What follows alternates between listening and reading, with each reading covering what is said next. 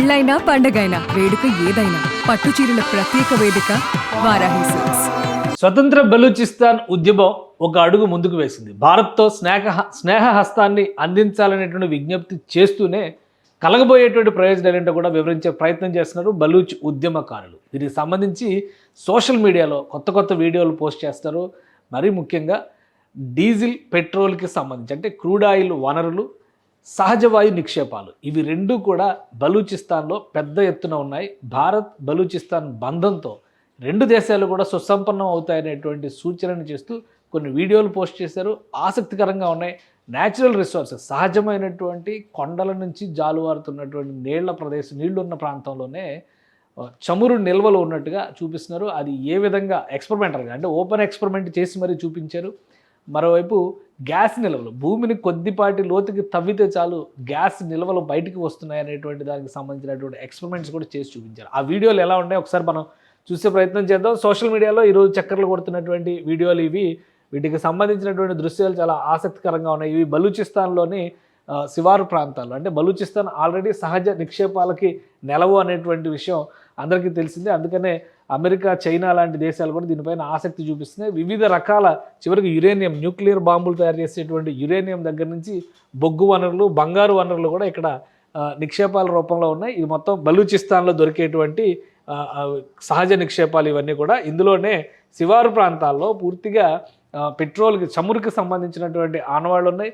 1952లోనే వీటిని కనిపెట్టారు. కానీ ఇప్పటి వరకు దీనిపైన ఎవరికి కూడా, ముఖ్యంగా బలూచిస్తాన్ ప్రజలకు మాత్రం ఉపయోగించేటువంటి అవకాశమే రాలేదని చెప్పని ఈ వీడియోస్లో షేర్ చేస్తున్నారు. ఇది సహజంగా ఒక గుంటలాగా కనిపిస్తున్నటువంటి ప్రాంతంలో ఇక్కడ చమురు నిక్షేపాలు ఉన్నాయి. వాటిని మండించి మరీ చూపిస్తున్నారు. ఉదాహరణకి చూస్తే కనుక ఇక్కడ బట్టల్ని తడిపి, అలానే కొన్ని ఎండు పుల్లల్ని నానబెట్టి డైరెక్ట్గా నిప్పు పెడితే అవి మండుతున్నాయి.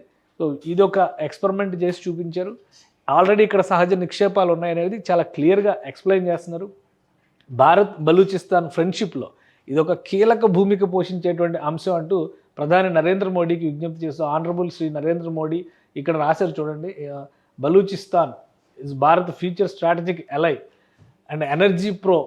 ఐఎమ్ టేకింగ్ దిస్ అంటే ఇవన్నీ కూడా బలూచ్ ఉద్యమకారులు షేర్ చేస్తున్నటువంటి ఇవి. I'm taking you straight to the oil, petrol and diesel well of POB అంటే పాక్ ఆక్యుపైడ్ బలూచిస్తాన్ అని చెప్పని మెన్షన్ చేస్తున్నారు.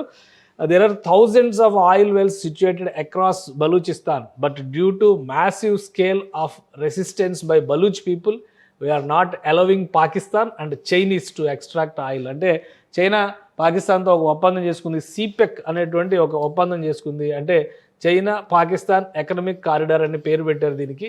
సో దీని ప్రకారం ఏంటంటే చైనా వరకు రహదారి వ్యవస్థను ఏర్పాటు చేసుకుని, గ్యాస్ పైప్ లైన్లు ఇవన్నీ కూడా ఏర్పాటు చేసుకుని ఇక్కడున్న సహజ వనరులను తీసుకెళ్లేటువంటి ప్రయత్నం చేస్తుంది. దాన్ని బలూచ్ ఉద్యమకారులు చాలా బలంగా వ్యతిరేకిస్తున్నారు. అందుకని ఆనరబుల్ నరేంద్ర మోడీజీ అండ్ శ్రీ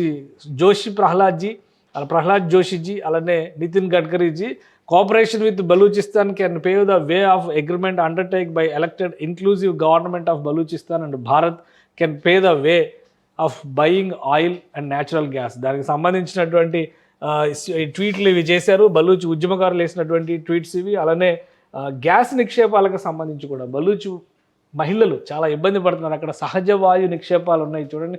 ఒక భూమిలో చిన్నపాటి గొయ్యి తవ్వి అక్కడే ఒక పైప్ లైన్ తరహాలో ఏర్పాటు చేసి నిప్పు రగిలించి చూశారు.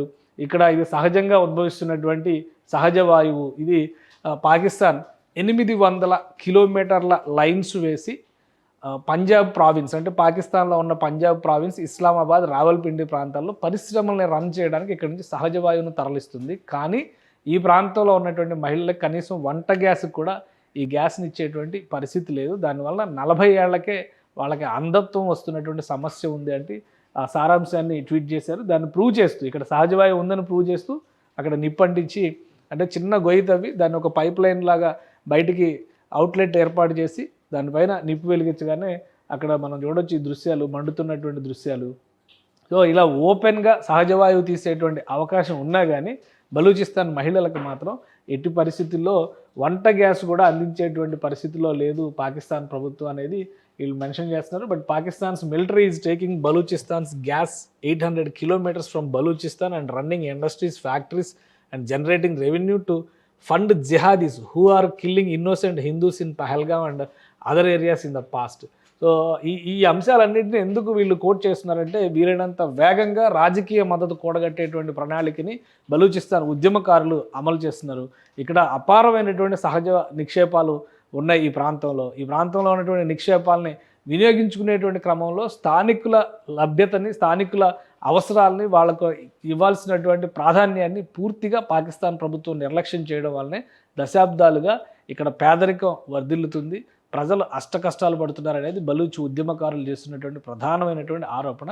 అందులో భాగంగానే భారతదేశం కనుక ఈ దేశంతో తమను ఒక దేశంగా గుర్తిస్తే ఈ మైత్రి భవిష్యత్తుకి ఎంతో ఉపయోగపడుతుంది. వాళ్ళే కొన్ని సూచనలు చేస్తున్నారు. బలూచిస్తాన్ నుంచి రాజస్థాన్ వరకు పైప్ లైన్ వేయొచ్చు, అక్కడ నియర్ బై ప్లేసెస్ ఉన్నాయి, గుజరాత్ నుంచి కూడా ట్రాన్స్ఫార్మ్ చేసుకోవచ్చు, అంటే ఏ రూట్స్లో వేయొచ్చు అనే దాని మీద కూడా సమగ్ర అధ్యయనం చేసి దాన్ని విశ్లేషించేటువంటి ప్రయత్నం బలూచ్ ఉద్యమకారులు వరుసగా చేస్తున్నారు. గత 2 రోజులుగా బలూచిస్తాన్లో ఒక రకమైన ఉద్రిక్త పరిస్థితులు నెలకొని ఉన్నాయి. దానికి కారణం ప్రజాస్వామ్య ఉద్యమం పేరుతో ఫ్రీ బలూచిస్తాన్ మూవ్మెంట్ పేరుతో చేస్తున్నటువంటి ఆందోళనల పైన ప్రభుత్వం ఉక్కుపాదం మోపింది.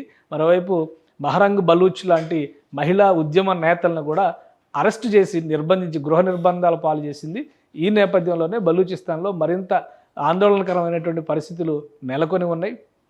వీలైనంత వేగంగా భారతదేశంతో పాటు ప్రపంచ దేశాలు తమ ఆవేదనను గుర్తించాలి, ఐక్యరాజ్య సమితి జోక్యం చేసుకోవాలనేటువంటి విజ్ఞప్తిని వీళ్ళు పదే పదే చేస్తున్నారు.